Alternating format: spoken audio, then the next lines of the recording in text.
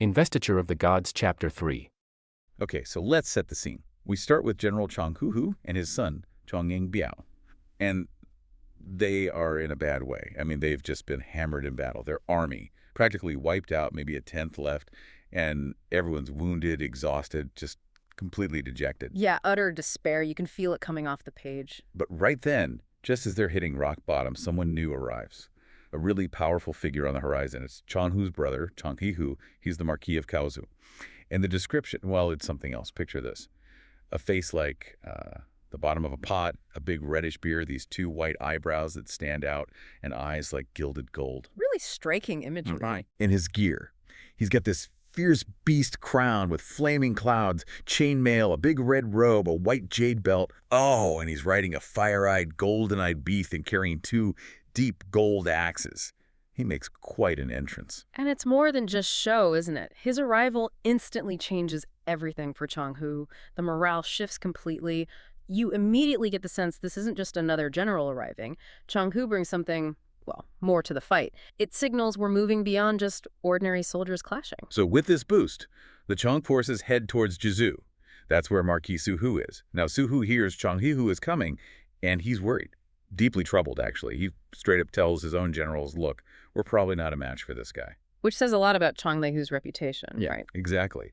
And then this is where it gets really interesting. Su Hu's own son, Su Kwansong, steps up. He's young, definitely impulsive.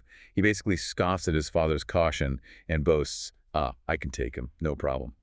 He even uses that old saying, when soldiers come, generals block. When water comes, earth dams. You know, classic bravado. Which really sets up this conflict, doesn't it? Youthful arrogance versus, well, something else entirely.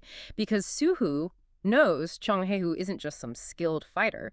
He warns his son very clearly. He says He-hu was taught by an exotic person, an Iwo, maybe an immortal or cultivator, someone from the Jichang, the J teaching. The J teaching. That sounds significant. Oh, it is. It means he possesses mystical principles, Swanli.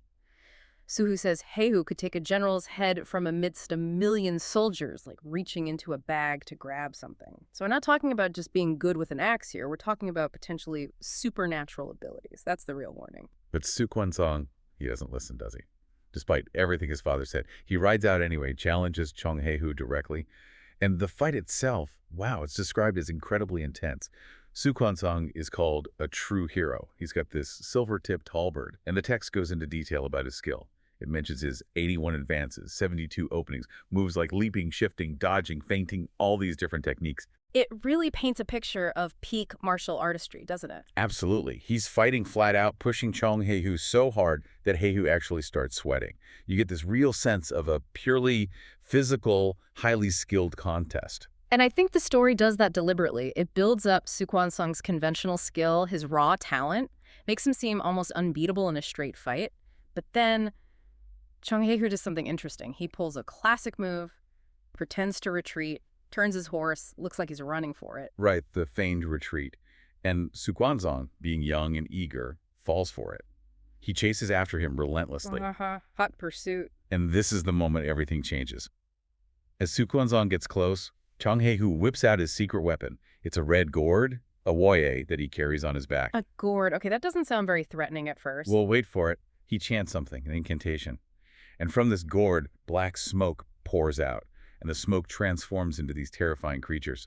Iron-mouthed, divine eagles. Divine eagles. Okay, now we're definitely not in Kansas anymore. Yeah. Right. These things fly straight at Su Kwansong. One of them picks his horse right in the eye. Ouch. The horse rears up violently, throws Su Kwansong to the ground, and boom! He's captured. Just like that. And that's the twist, isn't it? It completely shifts the nature of the conflict. All that amazing martial skill Su Kwansong had, it meant nothing against this supernatural intervention. It shows you the real power dynamic in this world.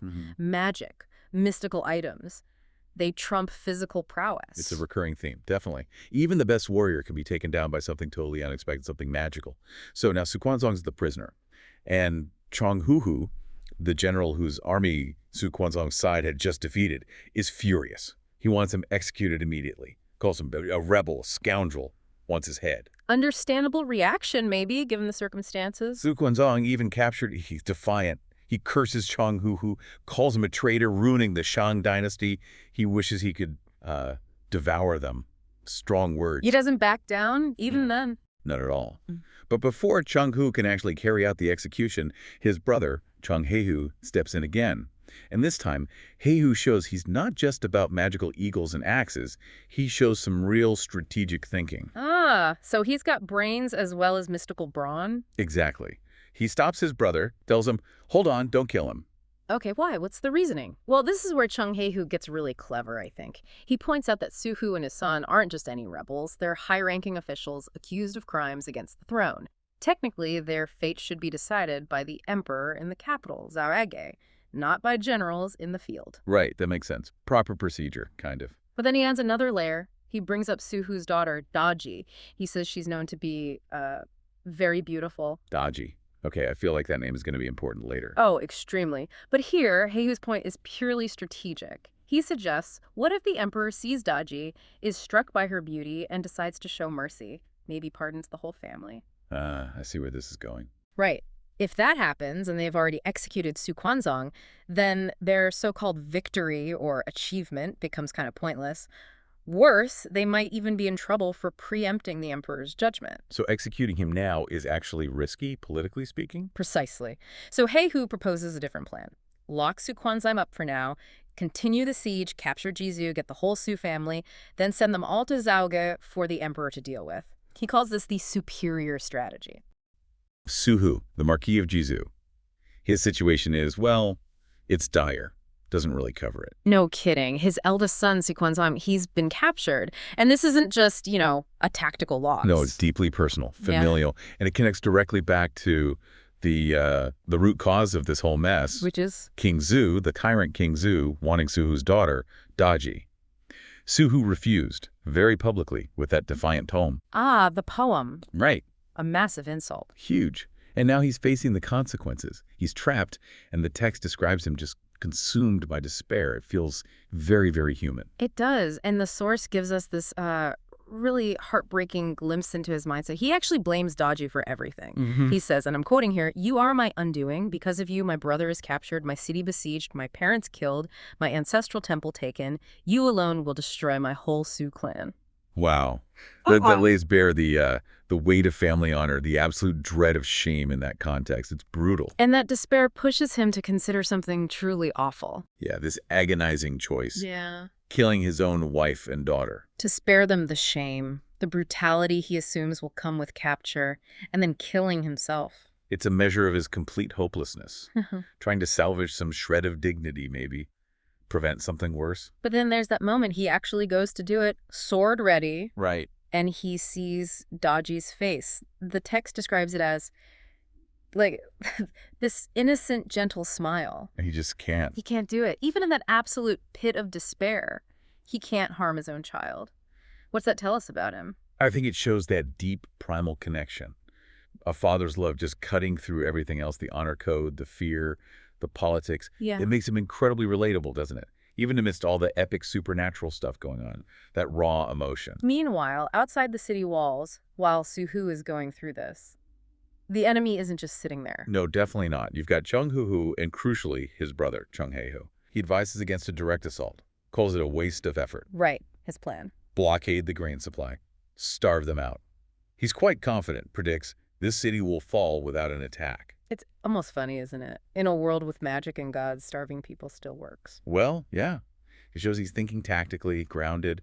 He even mentions wanting to await labor and coordinate with the Marquis of the West, Jichang. Jichang, a huge figure later on. Exactly. So Chung Haehu is playing the long game. He's calculating. Patient. So, back inside Jizu, Su-hu is basically telling his men to flee, save themselves. He thinks he's trapped and awaiting death. Total despair. He sees no way out. But then enters Zheng Lun, Su-hu's provisioning officer. Right. Who hears about the crisis and rushes back. Well, loyal guy. And his reaction when Su-hu tells him the situation, tells him to run, it's incredible. It really is. Su-hu's basically given up, saying there's no solution, no path. But Zheng Lun, he's outraged. Yeah, the text has him yelling, "Are you drunk, lost, crazy? How could you speak such unbearable words?" You feel that indignation. Absolutely. Fierce loyalty, but also something else. That confidence. He just dismisses everyone. All 800 marquises, including the supposedly fearsome Chang He-hu, says they're not in my eye's corner. I mean, the sheer audacity, where does that come from? That's the question, isn't it? Su is definitely skeptical. He reminds Zhang Lun about Chang He-hu's reputation, those secret arts learned from an extraordinary person that can startle gods and ghosts. Understandably skeptical. But Zhang Lun isn't fazed. Not one bit. He makes this dramatic vow. He'll personally capture Chang He-hu or forfeit his own head right there in front of everyone. Talk about putting your neck on the line. Literally. So, stage is set. Zhang Lun gears up for battle, gets on his fire-eyed, golden-eyed beast, grabs his 2 demon-subduing clubs. Quite the weaponry. Clubs, not swords or spears. And he leads out 3,000 crow soldiers. The description says they sweep across the ground like a black cloud. Very visual. And the descriptions of the 2 warriors themselves are just epic. Zhang Lun, face like a purple date, beard like golden needles, wearing this 9-cloud blazing flame crown, red robe, gold armor. Chang He-hu, equally impressive. 9-cloud 4-beast crown, red robe, chainmail, riding his own golden-eyed beast, but with 2 deep gold axes. It sounds like a clash of titans before they even lift a weapon. They exchange some heated words first, naturally. Zhang Lin tells Chang He-hu to surrender Su Quanzong or he'll turn him into powder. Bold. And Chang He-hu fires back, accusing him of rebellion. Standard pre-battle trash talk, but maybe with higher stakes. Then they clash. 2 beasts meet. They go at it for 24-5 rounds. And the text specifically points out the matchup. Kleb against axe. Thus, it highlights that this is maybe an unusual pairing of weapons or styles. But this is where Zhang Lun's real advantage comes in, right? It's not just the clubs. Exactly. Now we learn his secret. He trained under a figure named Duri Zenrin from West Kowloon. Okay. A powerful master, presumably? Definitely. And this master taught Zhang Lun a very specific technique, how to shoot 2 streams of white light from his nostrils. From his nostrils. Yep. And these lights apparently suck people's souls. Whoa, okay, that's definitely an exotic art. For sure. Yeah. And significantly, the master taught him this, knowing Zhang Lun was destined for the Fengshen Bang, the investiture of the gods list. Meaning he was fated to become a god after death, part of this whole grand cosmic plan? Precisely. His powers are tied to his destiny. It's not just random magic. So, back in the fight, Zhang Lun notices Chang He-hu has a red gourd. He suspects it might be some kind of magical item itself. Right, maybe something to trap spirits or cast spells, that kind of thing you see with Taoist arts in the epic. So Zhang Lun decides not to wait. He uses his technique. There's this sound, like a bell from his nostrils. Which is bizarre in itself. And then, bam, the 2 white lights shoot out. And the effect on Chang He-hu is instantaneous. His eyes blur, he gets dizzy. And just falls right off his beast. The description is almost comical. Golden crown tumbled, armor detached, boots danced in the air. Total undignified defeat. Completely disarmed by something he couldn't even see coming. And the crow soldiers, they're on him immediately. Grappling hooks, iron chains, tied up before he knows what hit him. Swift.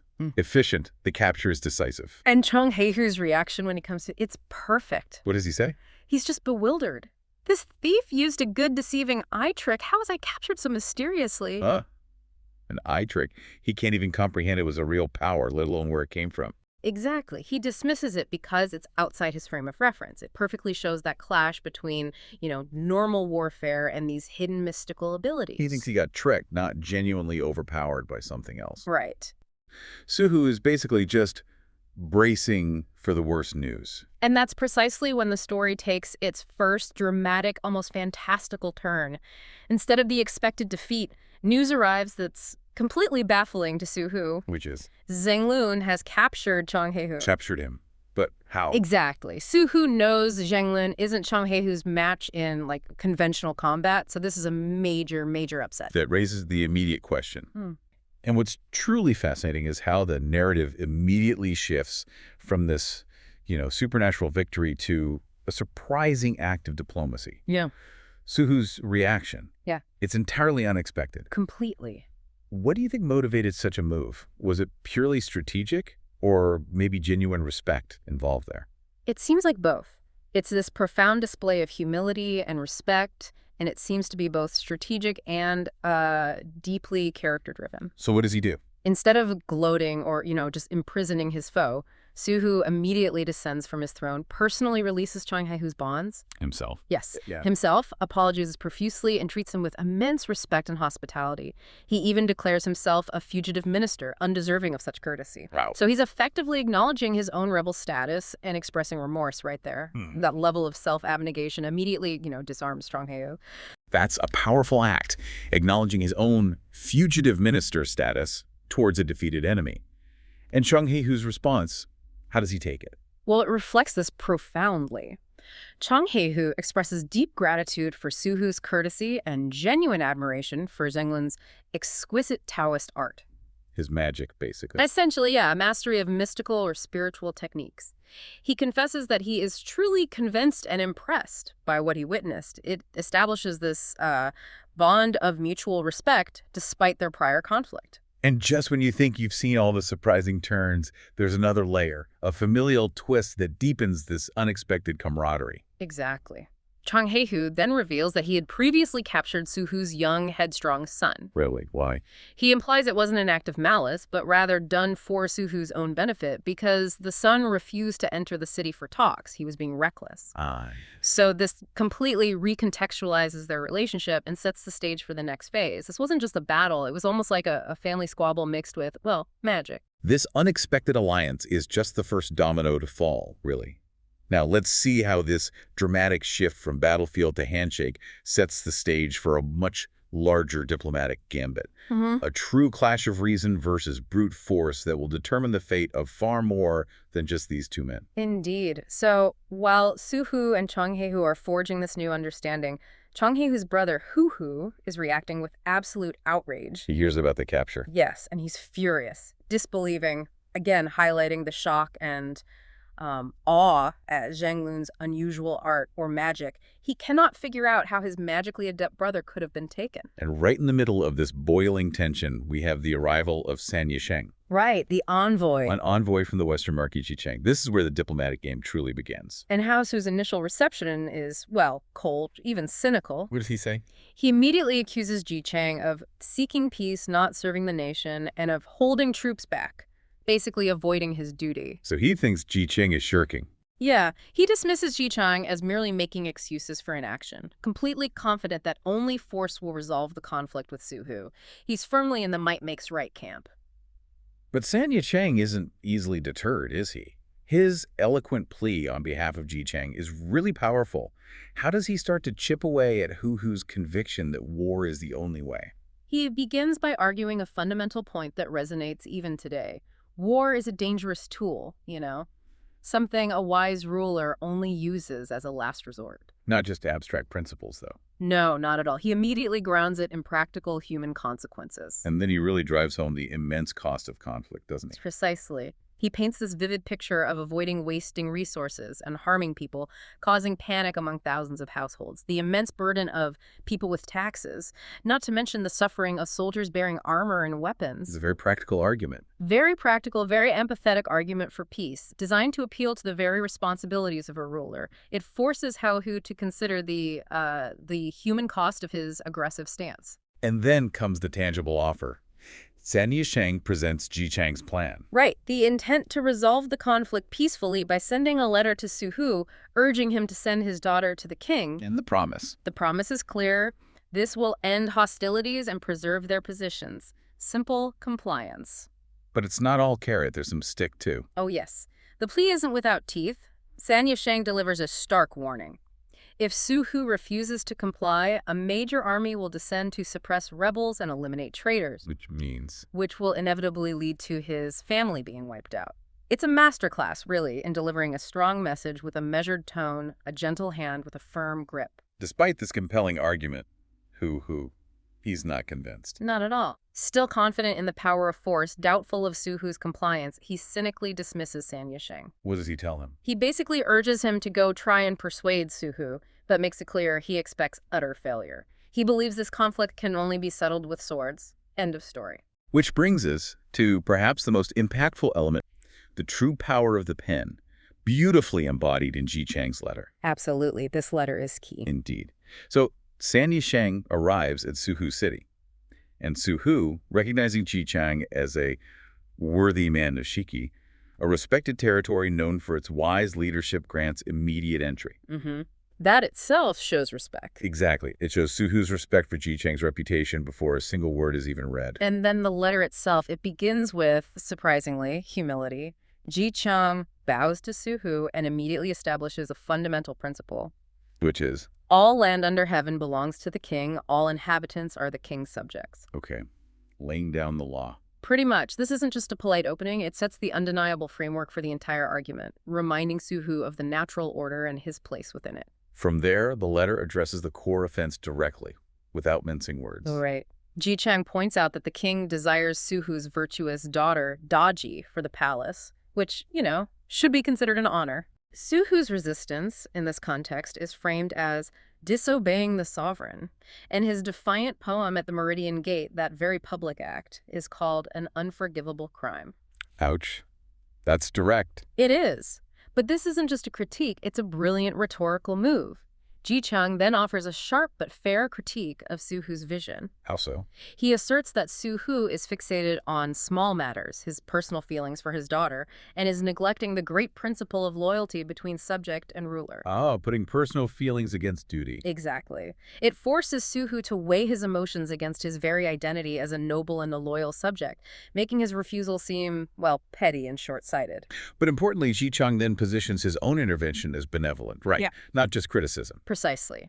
He states that he, knowing Suhu's underlying loyalty, is offering advice to turn disaster into fortune, not wishing to just sit idly by. This makes the advice feel like a genuine act of concern from a peer, rather than a direct threat from an enemy, much more palatable. Then comes the clear articulation of the benefits, the 3 benefits of compliance. Right. Jichang lays them out clearly. First, his daughter receives imperial favor, he gains imperial in-law status, becomes a royal relative with a high salary, big personal win. Okay, right. Second, Jizu remains secure and his family undisturbed, safety for his domain. And third? And third, the common people avoid suffering and the army avoids bloodshed, the greater good. That's very clever. It is. Notice how Jichang skillfully appeals to all 3 core responsibilities of a ruler. His personal standing, the safety of his family, and the welfare of his people. Yeah, he covers everything. By addressing every possible angle, he leaves Suhu with no honorable excuse for defiance, making compliance the only logical and, frankly, moral choice. And of course, there are the consequences. Right. The 3 harms of resistance, Yikes. laid out just as clearly. Yes, presented as the dire consequences if Suhu remains stubborn. First, Jizu will fall and his lineage wiped out. Second, his family faces extermination. And third, military and civilians suffer terribly from the ravages of war. It's a stark, undeniable portrayal of the alternatives. No room for misinterpretation. And how does the letter wrap up? It concludes with a powerful, direct appeal. Jichang challenges Suhu as a true man to abandon these small matters for the great principle, urging him not to be like ignorant people who bring about their own destruction. Wow. And he states plainly that he speaks as a fellow minister, making the advice feel personal and earnest, a genuine plea from one respected figure to another. So we've seen the magic on the battlefield, the diplomatic tension, and now the undeniable power of this well-crafted letter. What impact does it ultimately have on Suhu? Does it work? It absolutely works. Suhu's reaction to the letter is truly telling. A long silence, Okay. followed by repeated nodding, deep in thought. You can almost feel him processing the weight of Jichang's words, weighing them against his initial stubbornness. It's a moment of profound internal struggle. And San Yusheng, the envoy, he sees this. Oh, yeah. And ever the master diplomat, he then offers a gentle, timely push. What does he say? He just calmly reinforces the message, urging a swift decision and reiterating Jichang's good intentions. Wow. To obey the king, harmonize the laws, spare the soldiers. He's not pressuring, just gently guiding Suhu towards the inevitable conclusion. And this is the pivotal moment, Suhu's complete transformation. Indeed. He turns to Chonghaehu, his recent captive, now guest, Right. and tells him that Jichang's letter is truly reasonable, and that Jichang is truly for the country and people a benevolent and righteous gentleman. He resolves to obey. Just like that. Just like that. It's a complete change of heart, brought about entirely by words, by reason, and by an appeal to a greater sense of duty, not by weapons or threats. So the outcome is immediate. Yes. Suhu's host San Yisheng prepares a return letter and gifts, and promises to send his daughter to the king soon. The seemingly intractable conflict is just averted. The narrative then seals this victory for diplomacy with this powerful poetic testament.